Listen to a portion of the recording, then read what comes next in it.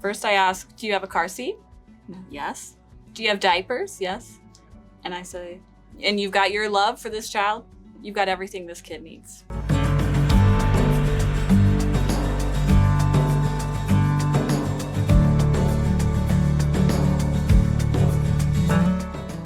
Welcome to Wisdom Beyond the Womb. I'm Tricia Harris with Tricia Harris Photography, and today I'm sitting down with Hibiscus Women's Center and two of their midwives, Whitney and Allison. Hello, ladies. How are you today? Hello, we're doing well. Thank you. How are you? Great. Thanks for being here today. I know the burning question is, what's a midwife? So tell us.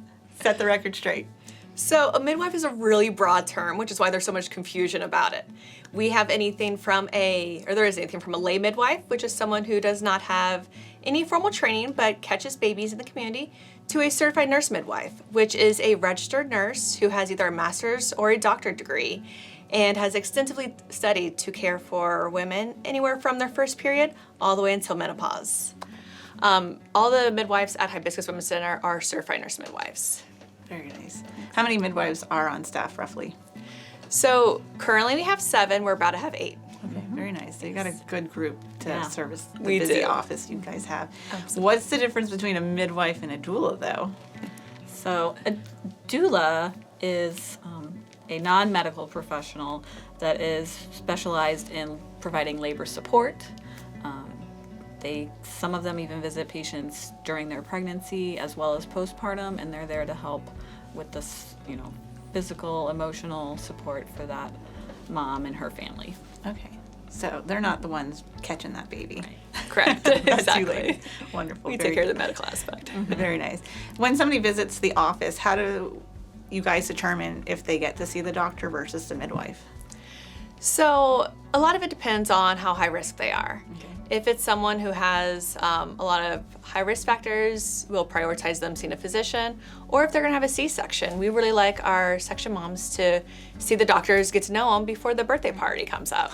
To meet the person who's going to do that surgery. Exactly. So otherwise, if it's a normal, low-risk pregnant client, they're going to automatically be sent to see the midwives. Is that correct? Primarily, part of it also depends on scheduling. Right. But for the most part, they'll be with us midwives. We really like them to be able to meet all the midwives, so whenever they go into labor, they know us and it's a familiar face. Now, we know a lot of times labor doesn't just happen. It has to be induced. How does that work with your role? So we see the reason for the induction. Occasionally we'll offer elective inductions, but not very often. The hospital is very busy. So for our medically necessary inductions, it depends on what the reason is, when the recommendation range to be induced is. And we go based on that, and really depends on what the patient's body is. I mean, if her cervix is starting to get a little more open, starting to be ready, or if it's completely closed, and we adapt to whatever the situation is and kind of go from there. But we will schedule at the hospital, and they present there and kind of assess everything.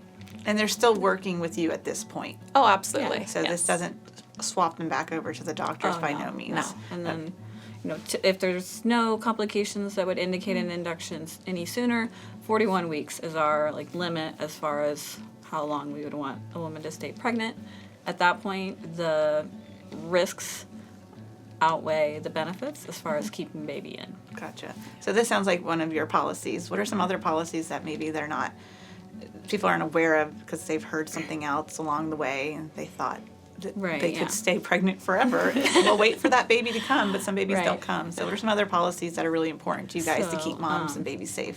Exactly. So right there, you said it. The number one priority for us is a healthy, safe mom and baby.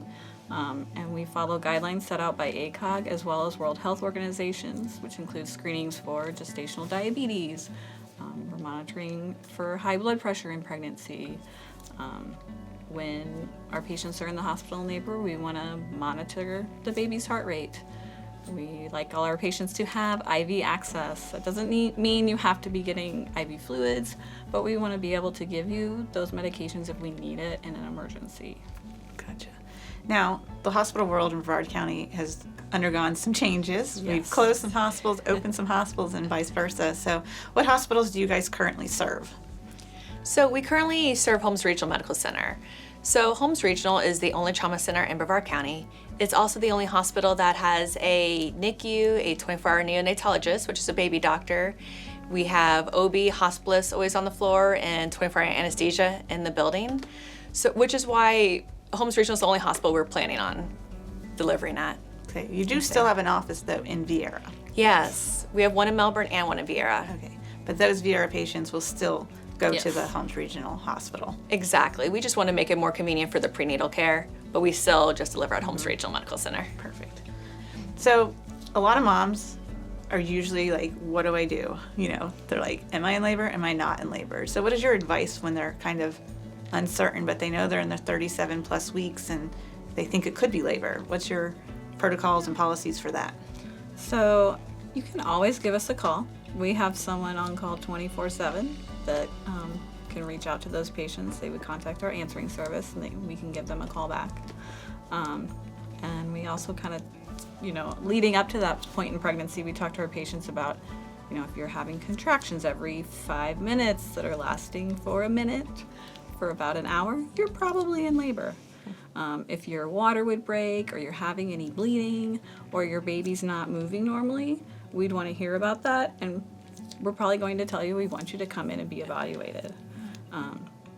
I always tell patients, since we are the person at the hospital, it can take us a while to call you back. So if you are concerned, just come on in. You don't have to have our permission to present to the hospital. Okay. It is nice to have that heads up, but I never want someone sitting at home worried when I'm in a birth for 2 hours. Absolutely.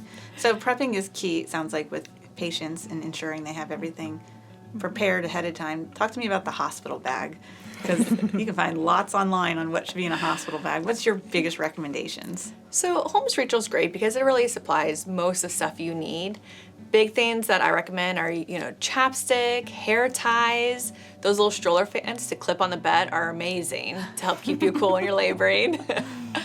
Extra long phone chargers. You can bring your own pillows. However, I recommend making sure the pillowcase is not white because you don't want to get mixed up with the hospital pillows. Yes.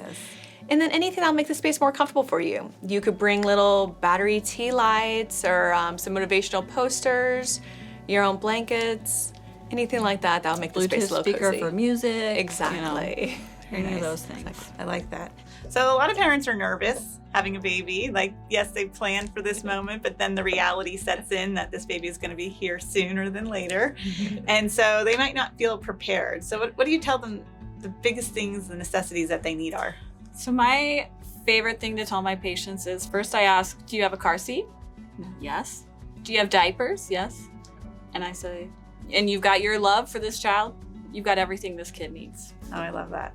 And then a lot of people will have a birth plan. Do you help orchestrate that birth plan for the patients, or do they just hand you a piece of paper and say, this is my plan? We like to have our patients kind of, I always call it a birth preferences. Okay. And explain that, during the course of your labor, the plan is going to change and evolve, and that's going to be a shared decision making between the provider, the midwife, and the family, right?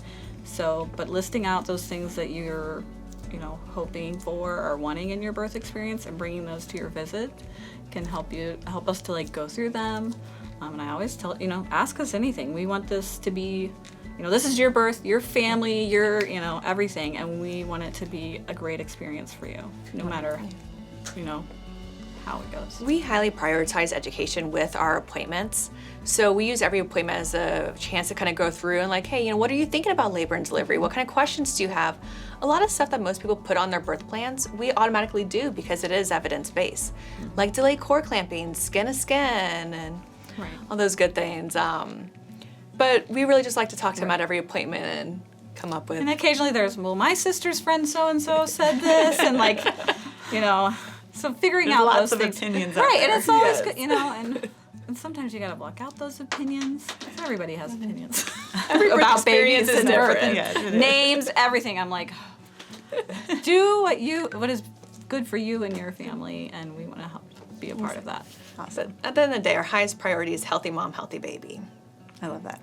And when should moms make their first initial appointment when they get that positive pregnancy test? Immediately? Should they wait?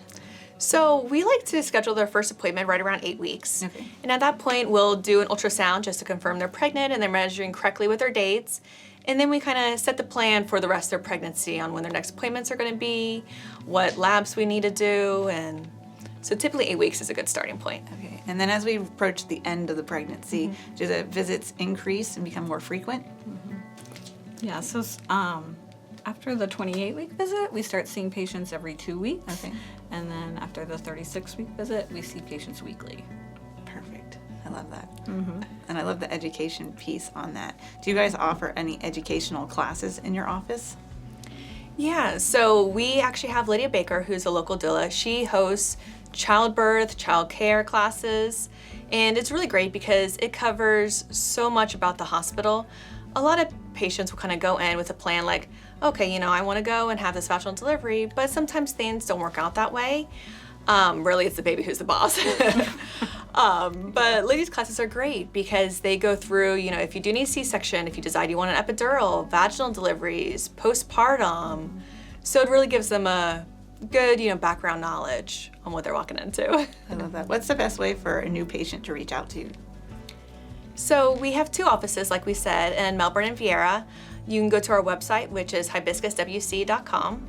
And then we also have Facebook and Instagram, but typically go into our website and calling to schedule your first appointment is. And are you the best way to go accepting about new patients? Absolutely. Always love that. Thank you so much, ladies. It was great chatting with you. Thank you very much.